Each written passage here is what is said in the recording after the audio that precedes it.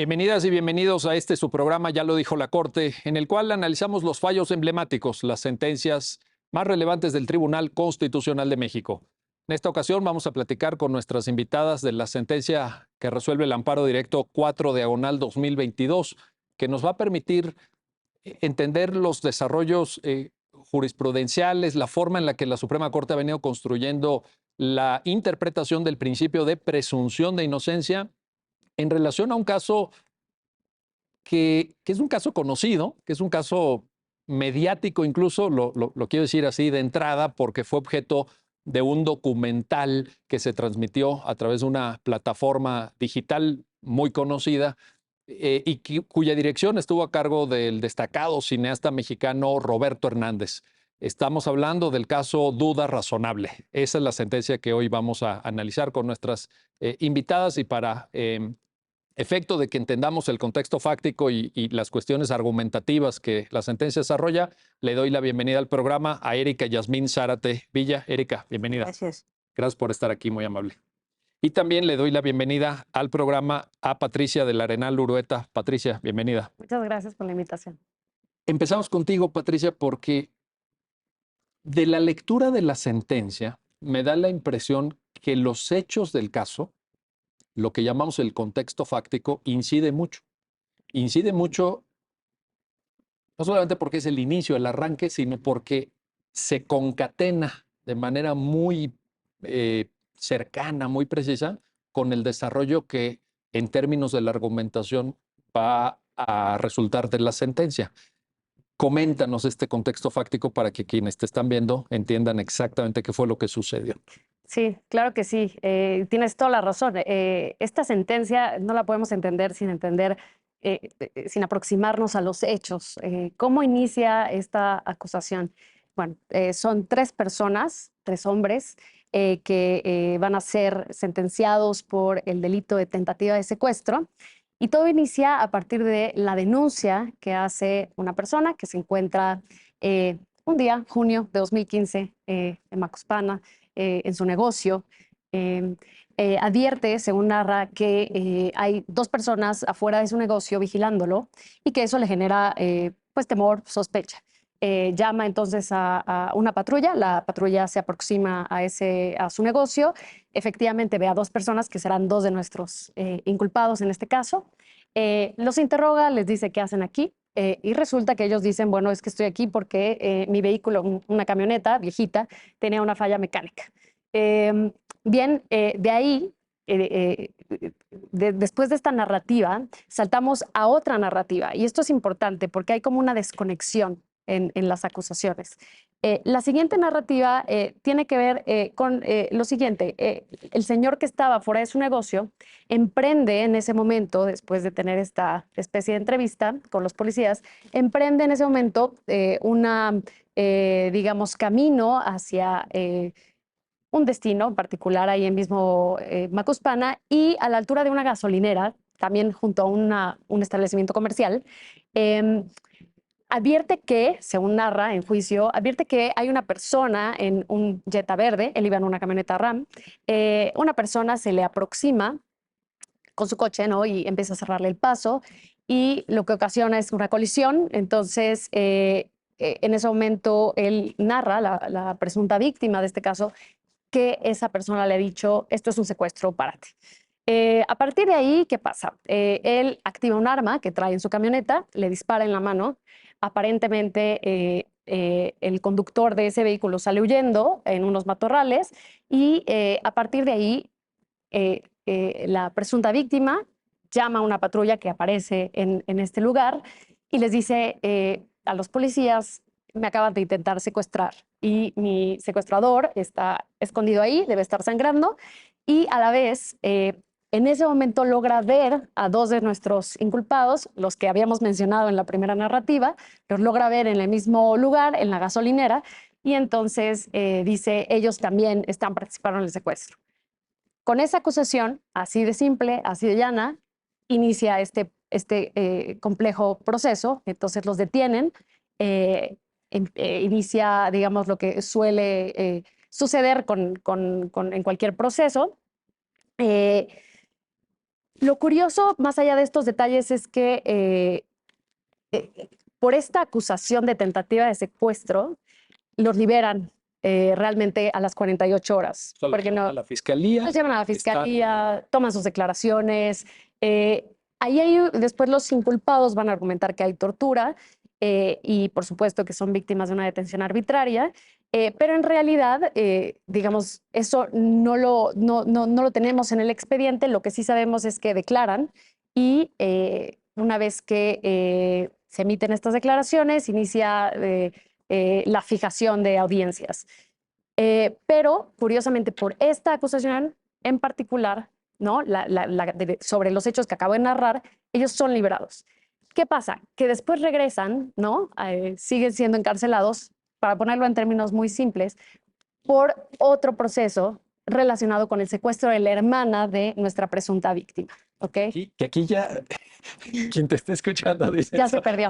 no, o sea, la narración que estás haciendo, no, me refiero al hecho de cómo de repente dicen, a ver, estas personas son detenidas en esas circunstancias que tú narras, son llevadas a la fiscalía, son objeto de interrogatorio con tortura o no, eso queda un poquito en la especulación, Sí, en términos de la sentencia de la Corte, me refiero. sí, sí, sí.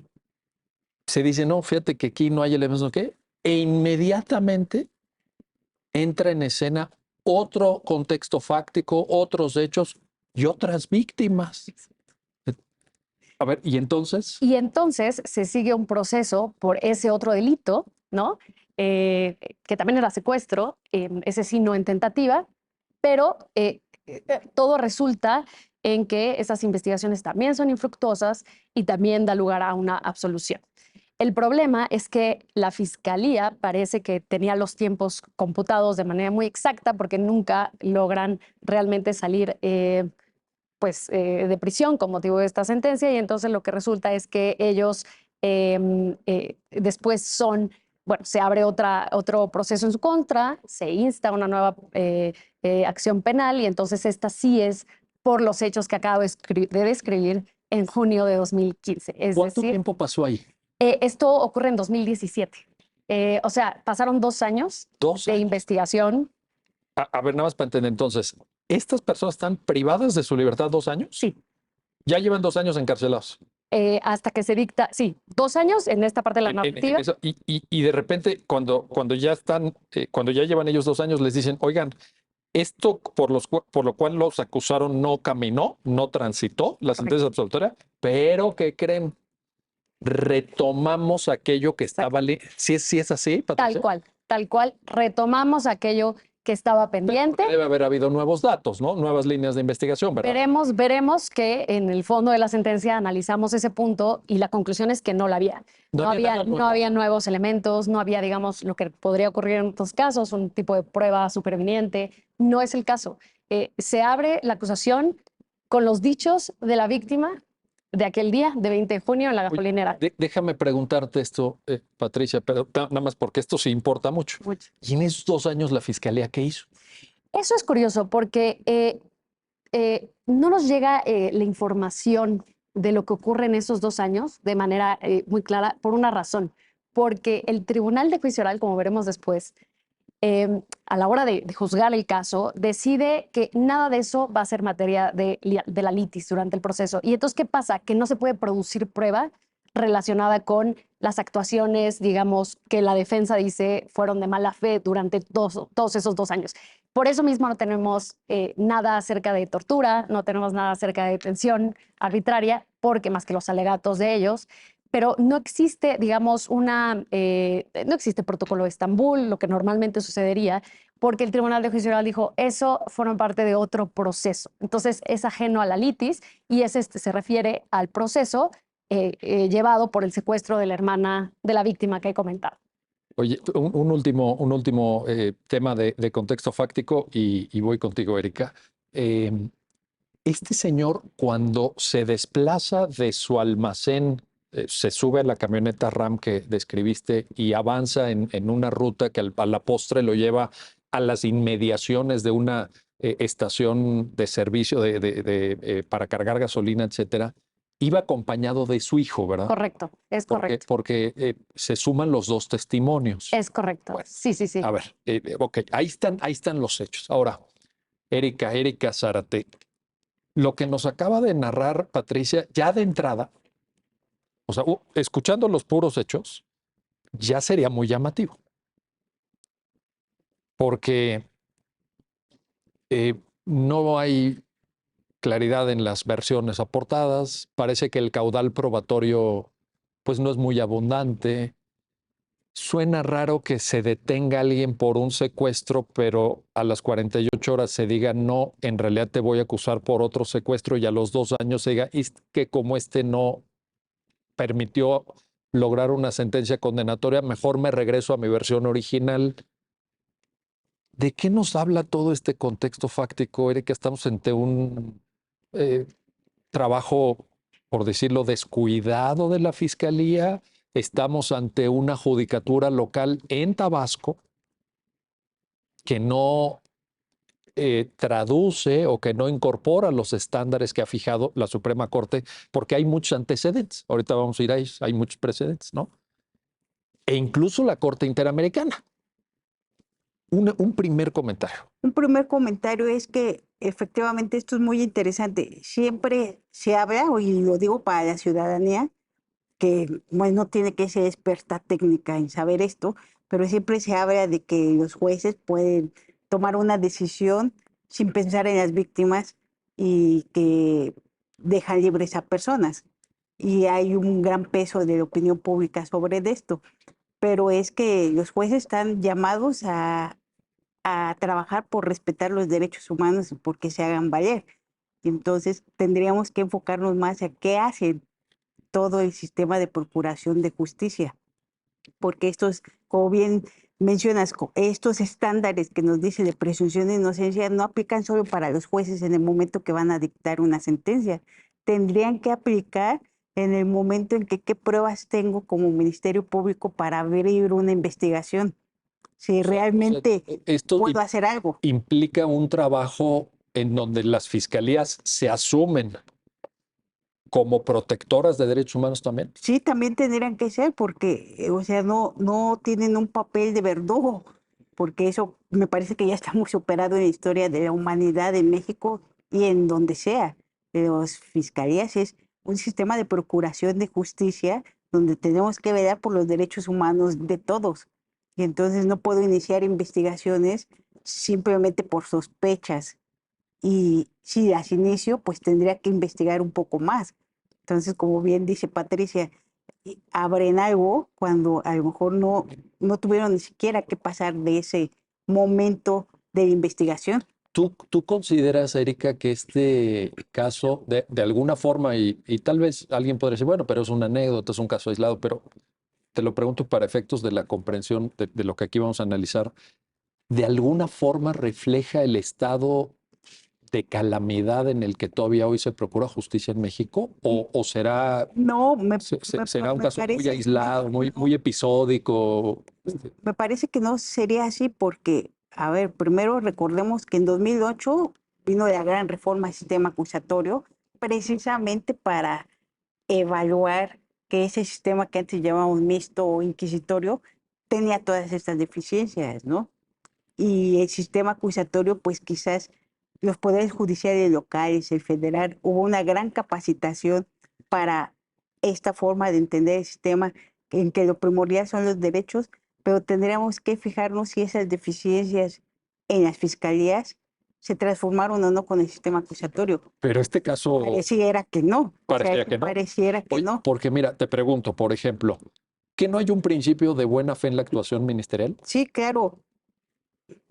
Y entonces, ¿cómo queda ese principio cuando en la narrativa que Patricia nos presenta y en la lectura de la sentencia dice uno, primero A, luego B, luego ya pasaron 2 años, no regresamos a, porque estamos hablando de la vida de seres humanos. Sí, A ver, claro. en esto sí hay que ser muy claros. Son personas, habrán hecho, como todas biografías, tienen más luz, menos luz, lo que sea.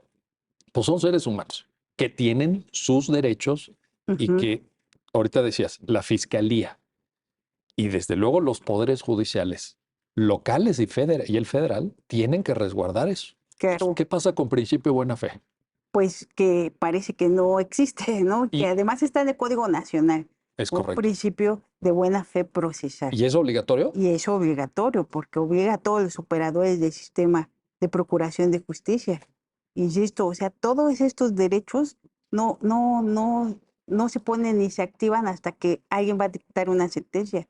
Se activan desde que la persona tiene y está involucrada con el sistema penal. Desde la detención, Desde por la ejemplo. detención tendrían que activarse todos estos derechos. Bueno, pues ahí ya tenemos un inicio que nos sirve muy bien para entender lo que la Corte posteriormente argumenta. Ahora, regreso contigo, Patricia Lerena. A ver, en buena medida, la sentencia se basa en el desarrollo tanto de precedentes como de la comprensión contemporánea y actual, porque es pues prácticamente de las sentencias emblemáticas que más recientemente analizó el tema, se basa en la presunción de inocencia. Hay un párrafo incluso en la sentencia donde se dice, no es casualidad que en el apartado B, fracción primera del artículo 20 constitucional, se haya recogido la presunción de inocencia, porque dice ese párrafo de la sentencia de la Corte, porque la presunción de inocencia estructura un proceso penal moderno. Entonces, no es casualidad. ¿Por qué lo pusieron en la fracción primera y no lo pusieron en la octava? ¿No? Pero creo que en la recuperación y en la narrativa que la sentencia hace de la presunción de inocencia, muy detenida, por cierto, con mucho análisis, nos lleva hasta el momento en que esta sentencia se dicta y luego la Corte en su razonamiento avanza muchísimo, muchísimo más. Y tenemos una comprensión en la sentencia que advierto es muy compleja, muy sofisticada intelectualmente hablando, de la presunción de inocencia. Cuéntanos esa parte.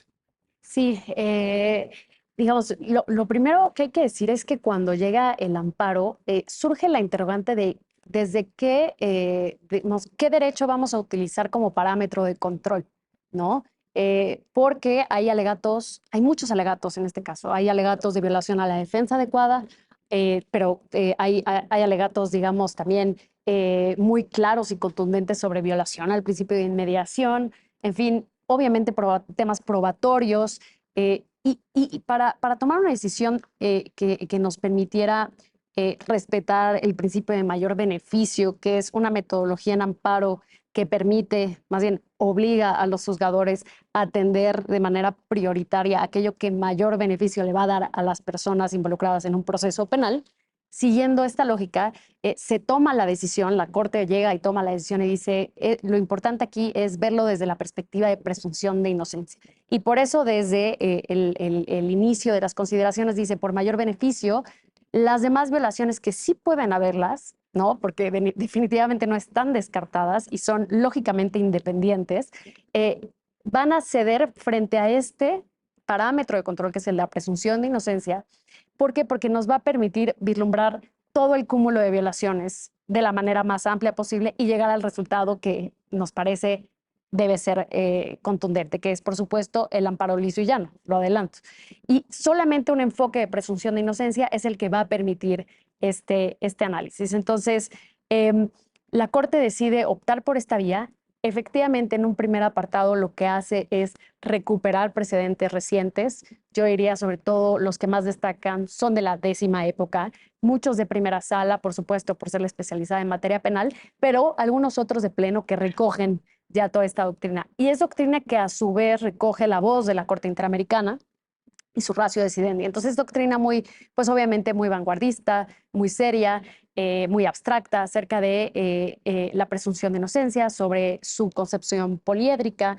Es compleja, pero digamos, se retoman esos precedentes porque esta resolución no se da en un vacío. La Corte va creando precedentes y esos hay que tomarlos en cuenta y reiterarlos siempre que haya una posibilidad de ello. Pero creo yo que también en este caso la Corte, el Pleno, encuentra una necesidad de decir más cosas, de entrar y hablar quizás más fuerte. ¿Y qué busca hacer? Dice, todo lo que hemos desarrollado en los últimos años no puede tomarse como una mera entelequia, una quimera, una abstracción, ¿no? Al final lo que está en el corazón de esa doctrina tiene que ser fácil de comunicar y de entender, y tiene que permear en el modus operandi de todos los juzgadores en este país. Y regresemos a lo básico de alguna manera, ¿no? Nos dice la Corte, lo básico es tómese en serio, con honestidad y con buena fe, que la persona que ingresa a juicio entra como inocente. Es una presunción. Y esa presunción, para ser derrotada, necesita adquirir una certeza superlativa. Por supuesto, quien tiene la chamba, la carga de la prueba es el Ministerio Público. Y entonces la Corte nos recuerda de cosas que parecería que ya son obviedades, sobre todo después de la reforma de 2008, que introduce explícitamente el principio de presunción de inocencia, pero que parecen no haber permeado del todo en el modus operandi de los juzgadores, y que entonces necesitamos este tono más alto para decir los razonamientos que estructuran el principio de presunción de inocencia no pueden ser nada más un copia y pega, no pueden ser argumentos aislados, autorreferentes, falaces. Eso está descartado. Tiene que haber crítica de la evidencia, en fin, todos los estándares que hemos desarrollado, pero de manera más puntual, y creo que ese es, digamos, el parámetro de control que sirve para después analizar el caso a nivel de legalidad. Hay un párrafo de la sentencia, Patricia, donde la Corte lo asume, pero además entiendo que así lo sugiere o lo mandata pues para otras personas juzgadoras, donde dice, en virtud del principio de presunción de inocencia, lo que se requiere de la persona juzgadora es una actitud escéptica. Exacto. Se requiere un escepticismo porque una persona juzgadora, al tomar como punto de partida la presunción de inocencia, no puede ser una persona crédula. Sí. No es lo que tú me digas, pues yo lo creo de entrada, lo creo. No. Esto está sujeto a prueba, está sujeto a refutación, está sujeto a control lógico, ¿no? Está sujeto a control de calidad argumentativa, etcétera. Entonces, Patricia, te pregunto, ¿es un mensaje para que te escuchen también todas las personas juzgadoras? Yo pienso que sí, que el mensaje está en la sentencia. Un poco la sentencia busca, me parece, cumplir como un fin pedagógico de querer decir, cambiemos la lógica en la que hemos estado aplicando estos precedentes. No son ornamentales.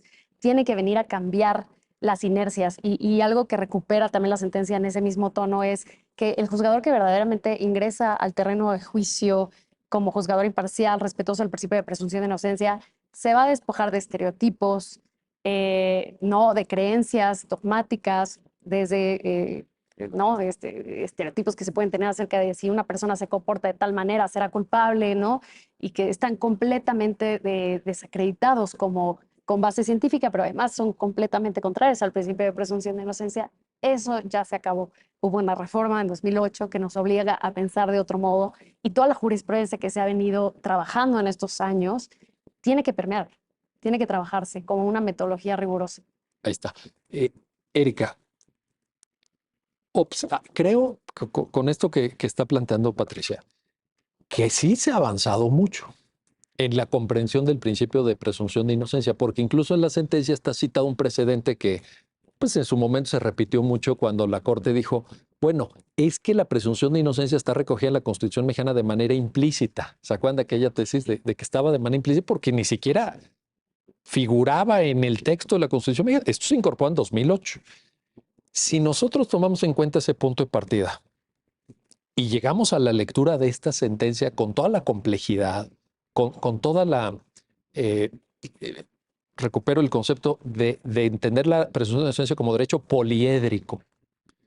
Pues yo veo ahí un trecho grande, Erika. ¿Tú cómo lo ves? Sí, por supuesto, la Corte ha avanzado mucho desde ese momento de esa tesis, debió ser el final de los 90, que se decía que se sacaba del 14, del 16, de lo que había en el 20 y que se interpretaba porque no la teníamos en la Constitución. Incluso pues, yo anecdóticamente les puedo referir que había textos de derecho penal que pues la desconocían o decían que no aplicaba en nuestro sistema jurídico. ¿Te refieres a textos doctrinales? Textos doctrinales. O sea, los propios autores que escribían libros decían que... Y así aprendieron derecho penal los penalistas de este país. Ah, bueno, eso entonces ya entiendo muchas cosas. Eso aclara muchas cosas. Y entonces, pues, por supuesto que ha avanzado muchísimo la Corte cuando hace ese esfuerzo interpretativo y después a partir de la primera sala va generando criterios, ese caso emblemático que Patricia conoce muy bien, Acteal, donde se hacen grandes criterios sobre la presunción de inocencia y así la primera sala va construyendo cada uno de estos caras de la presunción de inocencia como una regla de trato, como regla probatoria, como estándar de prueba y avanzando. Entonces, este es un caso, pues que digamos, se centra en una parte de eso que se llama presunción de inocencia, por lo que explicó muy bien Patricia, por mayor beneficio. Ujú. O sea, platicamos que podría ser la regla de trato, también estuvo cuestionable que no la llevaron a cabo, pero aquí se centra en como estándar de prueba, la presunción de inocencia como estándar de prueba. Que por cierto, qué bueno que lo mencionas, ahorita lo analizaremos con detalle, pero me parece que es algo que en términos de la exigencia de desempeño investigativo por parte de una fiscalía exige mucho más que la mera carga de la prueba, porque la carga de la prueba me parece que es una distribución de tareas, ¿no? ¿Quién tiene que hacer qué cosa? Pero cuando ya entramos en esta lógica poliédrica a lo que tú ahorita apuntas de no, presunción de inocencia como estándar probatorio, le estamos pidiendo a las fiscalías que se tomen en serio su trabajo Claro, y que no lleguen frente a la persona juzgadora sin nada en las manos. claro. ¿Es correcto, Erika? Sí, es correcto, porque además el Código Nacional lo repite, lo que dice el 20 constitucional. El 20, si no mal recuerdo, dice que no podrá ser nadie declarado culpable si no hay una prueba más allá de toda duda razonable. Y también lo dice el Código Nacional en la parte de sentencia, además de que es libre la valoración, dice que tiene que ser, si no me recuerdo, 402, Sí. con un estándar de prueba más allá. Más allá de todo razonable y el 359 también. Exactamente, entonces aquí es muy importante la labor de la Corte, porque el legislador lo puso, pero no nos dijo que era eso. ¿No lo definió? No, exactamente, entonces la labor de la Corte, desde antes del sistema acusatorio, ha sido construir ese estándar de prueba y que lo presenta muy bien la sentencia, todo un desarrollo que, digamos, es indispensable que los estudiantes lo lean Sí. cuando los ¿Te litigantes refieres a la sentencia? a esta Sí, sentencia, sí, porque ahí es coincido. una explicación de cómo fue avanzando esta construcción Oye, de la y Corte. que te escuchen profesores y profesoras, ¿no? Claro, que la tendrán que enseñar, o sea, yo comparto totalmente lo que dice Patricia, de precisamente un tribunal constitucional es el último que resuelve un caso y que tiene que resolver estas cuestiones que para mí no son legalidad. Perdón que lo diga, pero para mí las pruebas son debido proceso y son cuestiones de constitucionalidad. También nos tendríamos que quitar un poco eso de la cabeza de pensar que las cuestiones de prueba son legalidad. Estás planteando algo muy importante. Sí, porque es un derecho humano. Quiero del advertirlo 20. porque estás incluso asomándote una puerta que tiene consecuencias en términos de carga de trabajo y de cómo se establece la diferencia entre, y en México ha sido histórico esto, Ujú. pero entre legalidad y constitucionalidad o canon de regularidad. Claro, Para efectos de procedencia, por ejemplo, del ADR. Hay claro. muchas cosas ahí en lo que estás mencionando, Sí. bien importantes. Y entonces, pues los tribunales colegiados, pues también son tribunales de constitucionalidad, no solo de legalidad. En el amparo directo, En ¿te el refieres que amparo directo. Y en el 20 está eso, me deben juzgar con más allá de toda duda razonable y respetando la presunción. En automático, para mí, eso se convierte en un tema de constitucionalidad. ahí está? Bueno, vamos a hacer una pausa, no se vayan, estamos platicando con nuestras invitadas del Amparo Directo 4 Diagonal 2022. Llamémosle para sintetizar y para que quede más claro el caso duda razonable. Regresamos enseguida, no se vayan.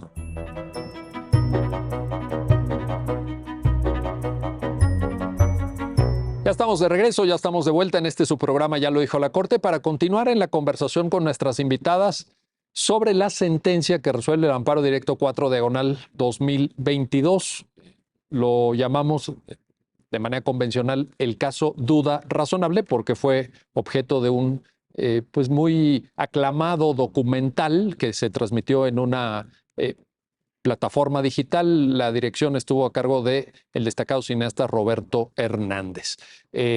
Patricia, regreso contigo, Patricia del Arenal. A ver, antes de la pausa que acabamos de hacer, Erika Zárate mencionaba una vertiente del derecho de presunción de inocencia que es estándar probatorio.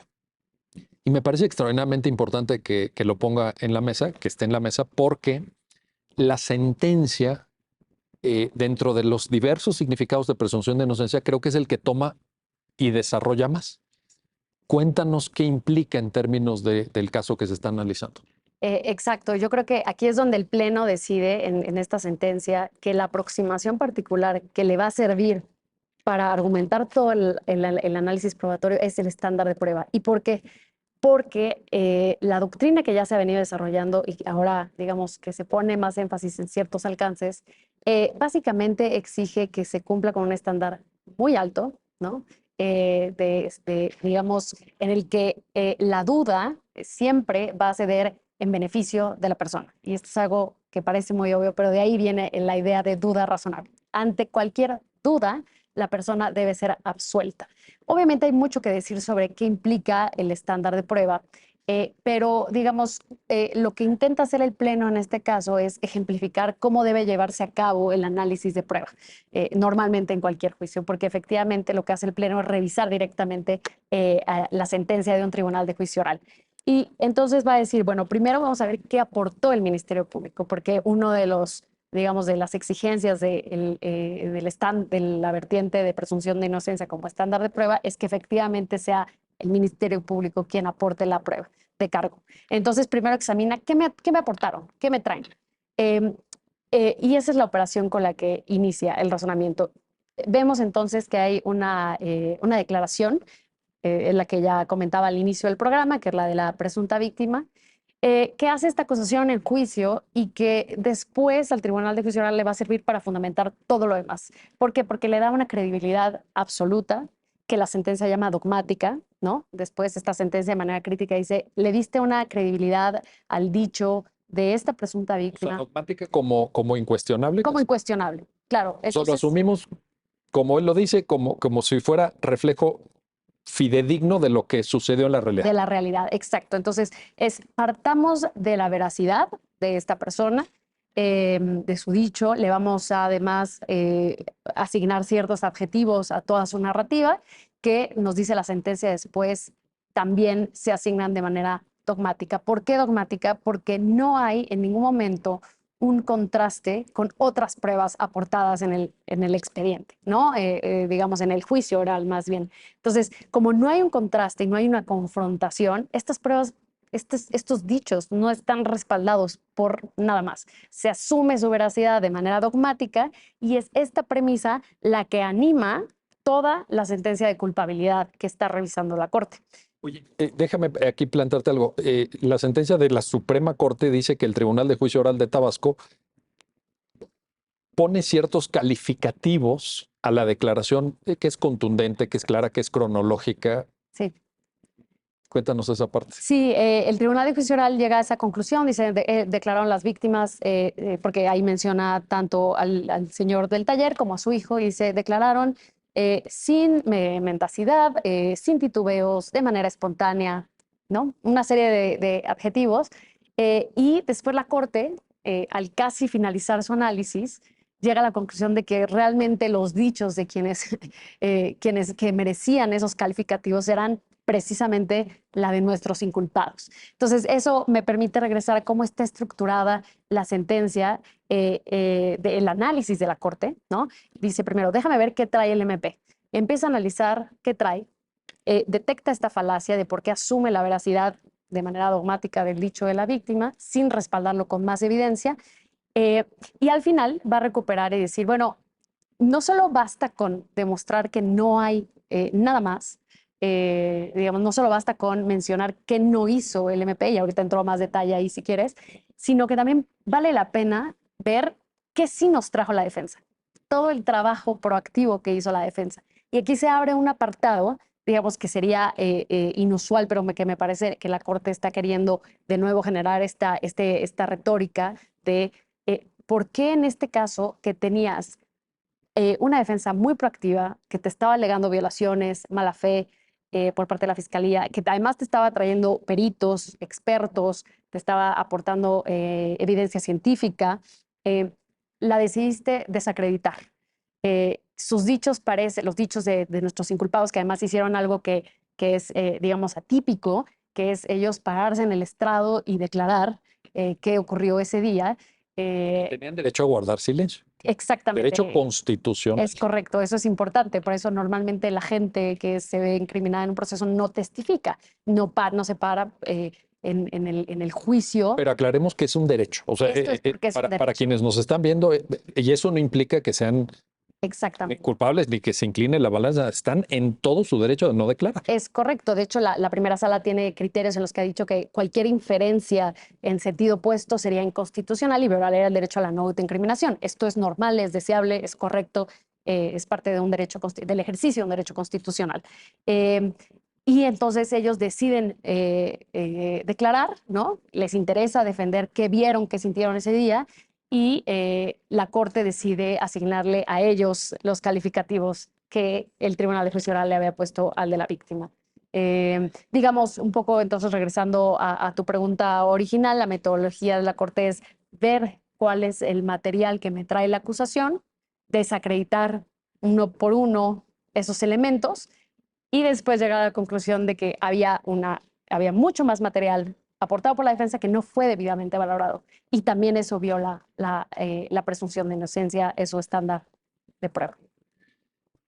Erika Zárate, a ver, tú eres una estudiosa y eres una especialista, eres profesora incluso de temas de razonamiento probatorio. Esto que acaba de narrar Patricia, ¿cómo te suena en términos de razonamiento probatorio? ¿Por qué?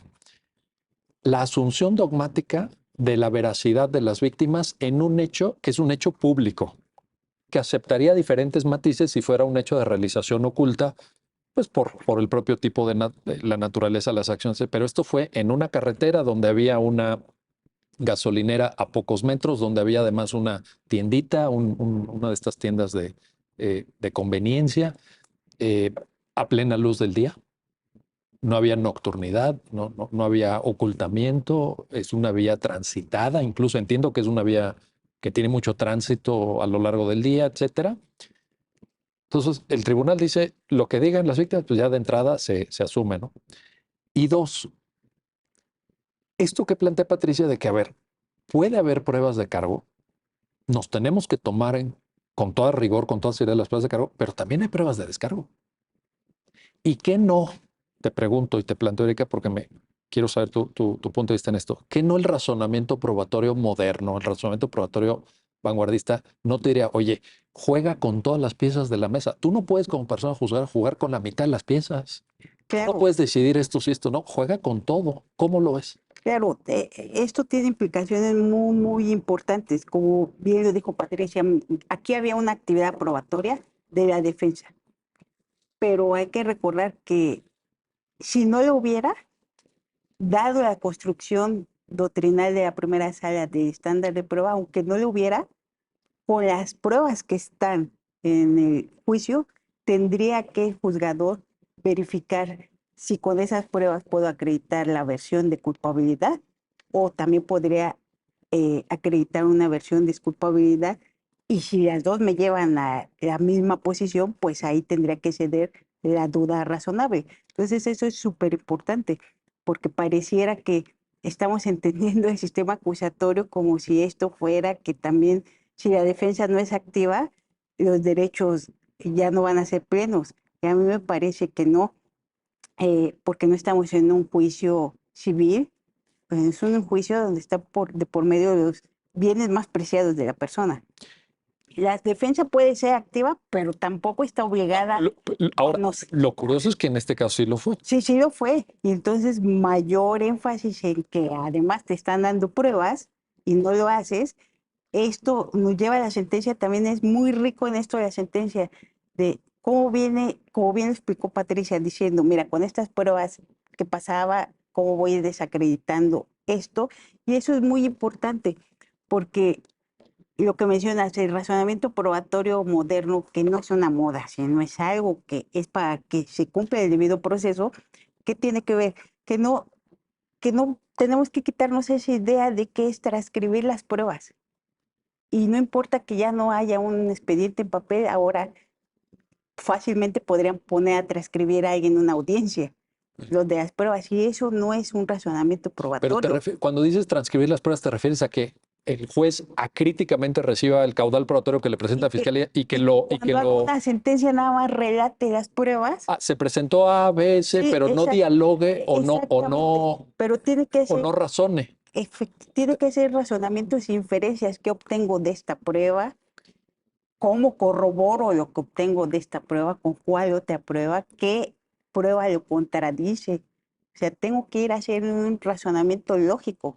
No, A ver, te pongo un ejemplo para que, a la luz también del caso concreto, había un debate, así lo entiendo yo, entre Fiscalía y Defensa sobre el hecho de que cuando el sujeto que iba en el Jetta y que aparentemente se le cierra la camioneta de las sí, dos personas o de la víctima principal y del hijo, se acerca sobre la ventana y entonces quien iba manejando, que era el papá, le dispara y ya no se sabe, y creo que lo que yo alcancé a entender por lo menos es que no hay un análisis riguroso en términos de razonamiento y de inferencias.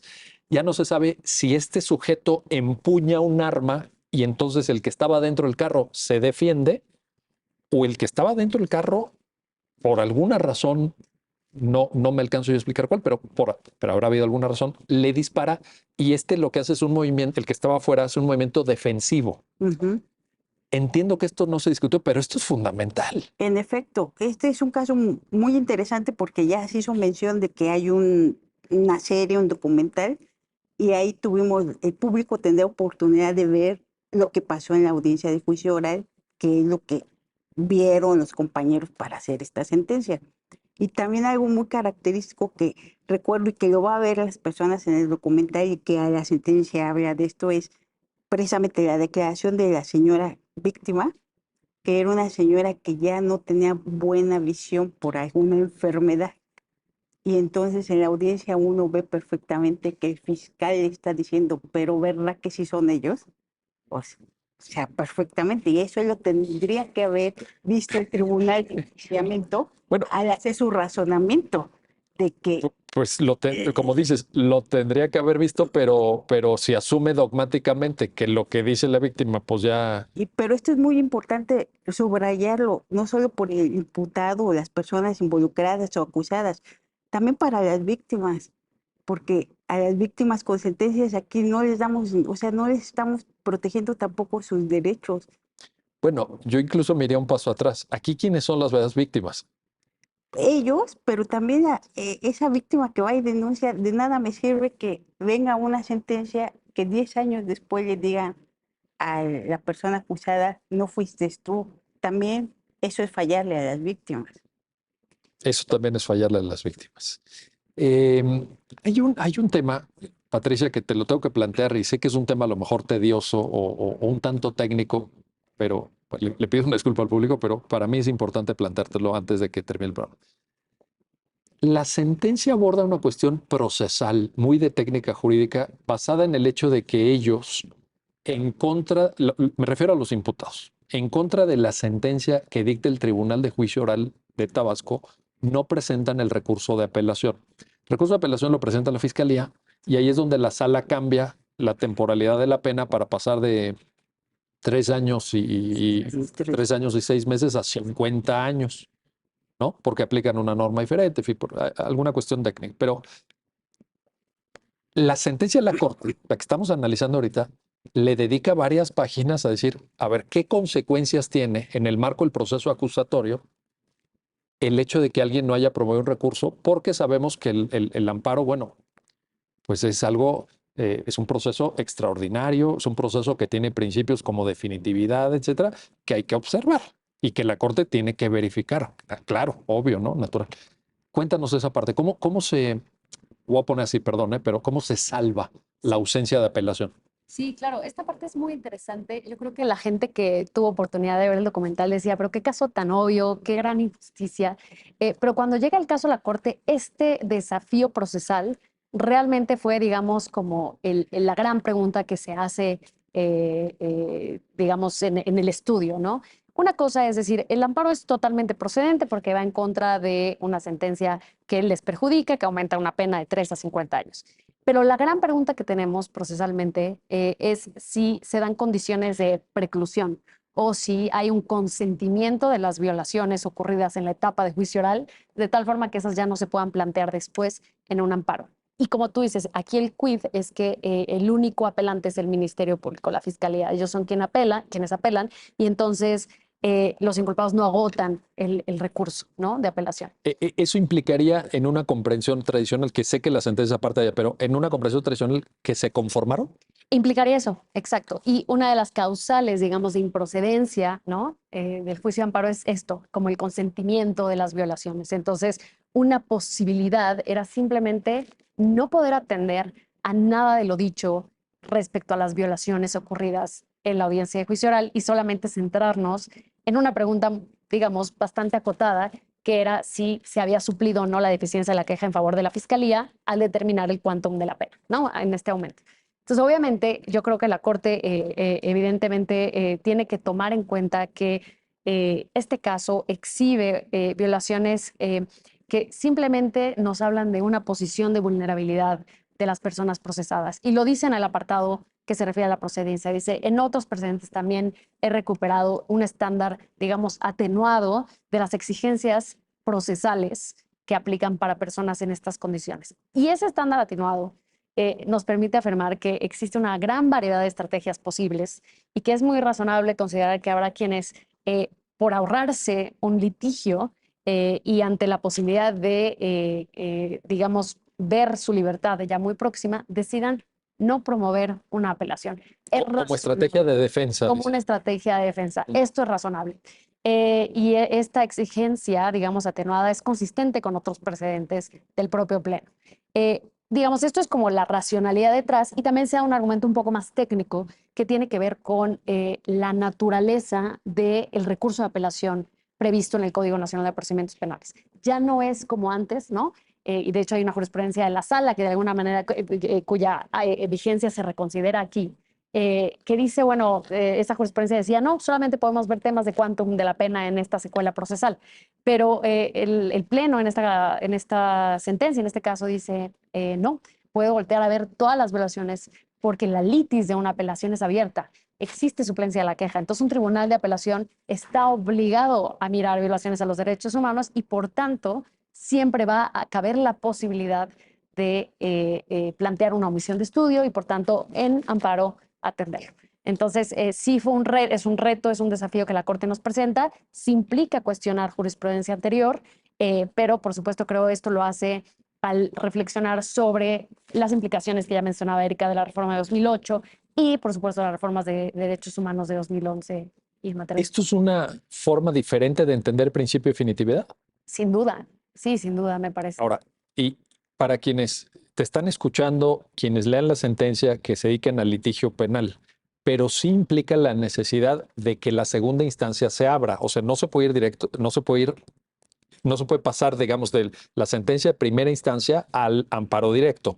Tiene que haber un recurso de segunda instancia, recurso de apelación, lo llama el Código Nacional. Tiene que haber una sentencia pero definitiva. tiene que haber, ¿no? Claro, tiene que haber una sentencia definitiva para efectos de la procedencia de amparo, que en este caso es una sentencia de apelación, aunque sea esa producto de la actividad procesal de la Fiscalía. Pero definitivamente la tiene que haber. Porque alguien podría, en la lectura de la sentencia, decir, bueno, aquí lo que se está entendiendo es que la Corte excepciona al procesado sentenciado de acudir a la segunda instancia y tiene derecho a acudir al amparo. Pero lo que dice la Corte, si no entiendo mal, ahorita nos lo estás corroborando, es tiene que haber habido una segunda instancia. Yo creo que sí está bastante condicionado a eso, a que haya una sentencia de segunda instancia, que sea con independencia de quién sea el apelante, tiene que haber una sentencia definitiva.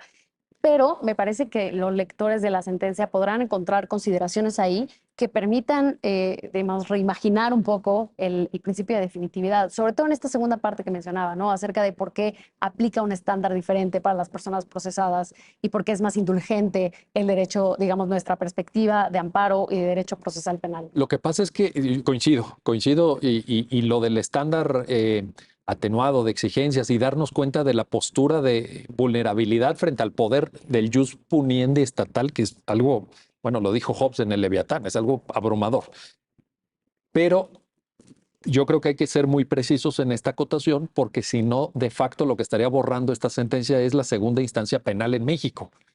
Y yo creo que hasta ahí no llega la sentencia. Al menos yo sí la quiero entender, pero como aquí en esta mesa somos muy vanguardistas, no sé. No, yo creo que tampoco. Prefiero preguntar, ¿no? Yo creo que tampoco, pero es interesante que el auditorio de tu programa vea la sentencia y también recupere los votos, porque en ese sentido también hay votos de los ministros, ¿no? Y yo creo que la idea es sí acotarlo, definitivamente, pero también hay otras consideraciones que permiten, sobre todo en materia de amparo, yo diría que tomarse la definitividad de una manera un poquito menos rígida.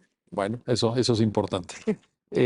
Erika Zárate, estamos casi terminando el programa, pero no quiero dejar de preguntarte esto, y perdón que vuelva a lo mismo, pero sé que te apasiona ese tema y a mí también sabes que me interesa mucho.